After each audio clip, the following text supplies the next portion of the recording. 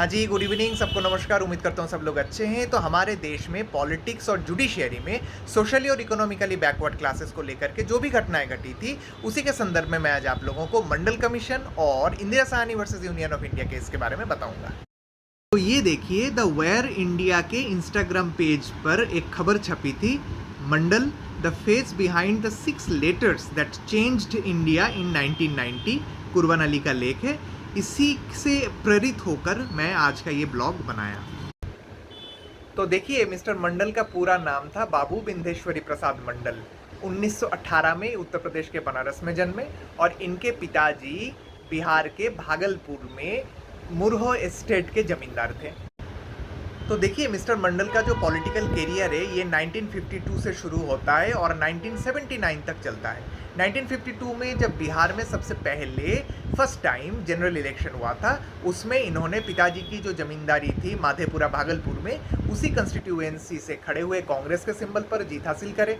उसके बाद कुछ कुर्मी संप्रदाय और राजपूत संप्रदाय का विरोध हुआ, लड़ाई हुई, पुलिस ने अत्याचार किया दलितों पर, पीड़ितों पर। उसको लेकर के वो खुद अपनी जो सत्तारूढ़ पार्टी थी उसके खिलाफ चले गए थे। इसको लेके न्यूज़पेपर में बहुत सारी खबरें छपी थी।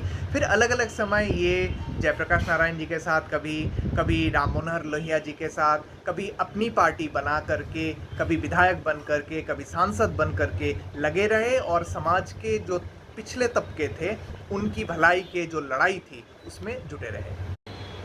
1978 में प्राइम मिनिस्टर मोरारजी देसाई ने एक सिविल राइट्स कमीशन बनाई, 5 मेंबर वाले। उसमें मिस्टर मंडल चेयरमैन थे।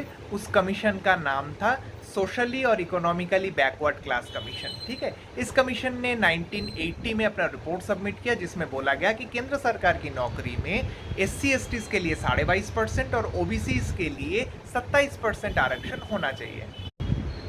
प्राइम मिनिस्टर इंदिरा गांधी ने इस कमीशन के रिकमेंडेशन को 10 साल तक रोक के रखा। फिर प्राइम मिनिस्टर VP सिंह ने इसको इम्प्लीमेंट कर दिया।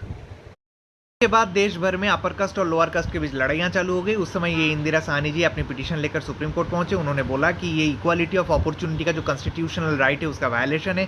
कास्ट कोई बैकवर्डनेस का रिलायबल इंडिकेटर नहीं है और पब्लिक इंस्टीट्यूशन के कामकाज की एफिशिएंसी इससे अफेक्ट हो सकती है।